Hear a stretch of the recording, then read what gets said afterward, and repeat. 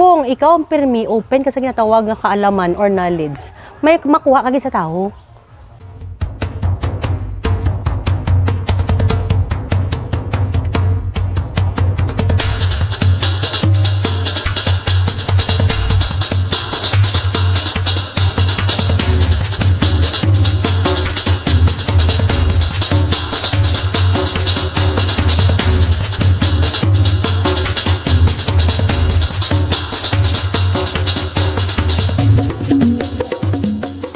Ang amon kato ang paing October 28, 2022 nga amo to ang pinakadalom nga baha nga nag-agi rigya sa Katangan Second nga haros gid tanan naka-evacuate. I experienced before in a typhoon paing. Dito may tamang gid sa may sa high risk gid kami. I can't believe and even myself hindi ko gid ma-explain nga ang tubig nagsilid sa balay namon nga. Imagine ang level kang balay namon is already 10 hollow blocks kataas. Ang amon kato pira gid ka hektarya nga taramnan ang nagplat gid ka baha tungod nga aranyen din ang iba kato bagal gid kato sa agriculture ang na PRD.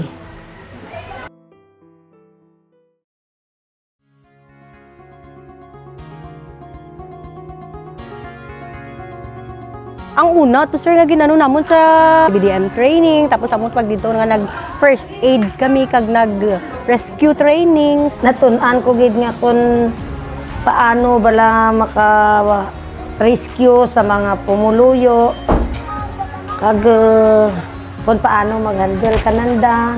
So ako, mali pa yun nga nakagain liwat ko sa knowledge sang inyong nga training.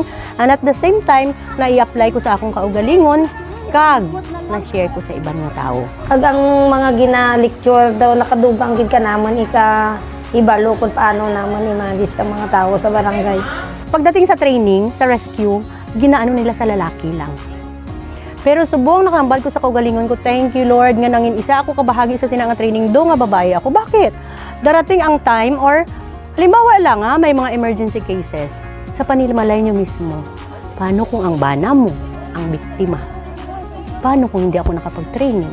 So I'm thankful na ako ang nag-training tungod mai-apply ko gid na sa kag makahambal gid kuya nga isa ako sa mga instrument nga nakasave sang kabuhi sang akon nga mga mahal sa buhay. It is because ako ang nag-actual training dito. The best gid para sa akon ang training.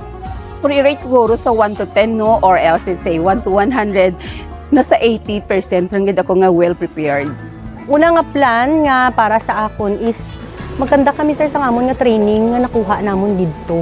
Ire-echo na din namon kay nga syempre hindi pwede nga ang learnings dira lang sa amon mo nga naka-attend didto. Dapat sinatanan kami makabalo. Kami tanan nagabuliganay gid. Kung ano ang weakness ka sara, kung ano ang kulang kang sara, di dyan ang mga tao nga nagaugyon. Later on, makakadto kami sa iban nga lugar. Ma-i-apply namon ang muna training, matagaan namon, matudluan man namon ang ibang tao, muna gani naga-spread ang ginatawag nga obligasyon, mas mamag-an.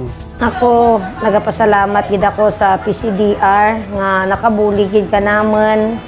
Labi na gid sa pagtudlo sa mga tao, hindi lang ka namon nga mga barangay official kundi sa mga pumuluyo para sa andang protection man pag-abot ka mga disaster nga nagkakaratabo sa di man natin mamanan kung saan pero at least nakamaan kung ano ang himuon pag-abot kari ang mga kalamidad. Sa amon nga mga nangin part sini PCDR kag Juaniter, thank you so much nga natagaan kami break sa sini nga program sir. Thank you is not enough sa paghambal, sa pagpasalamat, sa pagsuporta ninyo gid kay namon. Kag very overwhelmed gid kami nga nag-abot kamo didya sa amon nga barangay. Thank you so much kag kabay pa nga hindi kamo magkataka sa amon tungod kami feeling gid kami nga ihatag amon nga best kag ang time para sa sini nga mga training.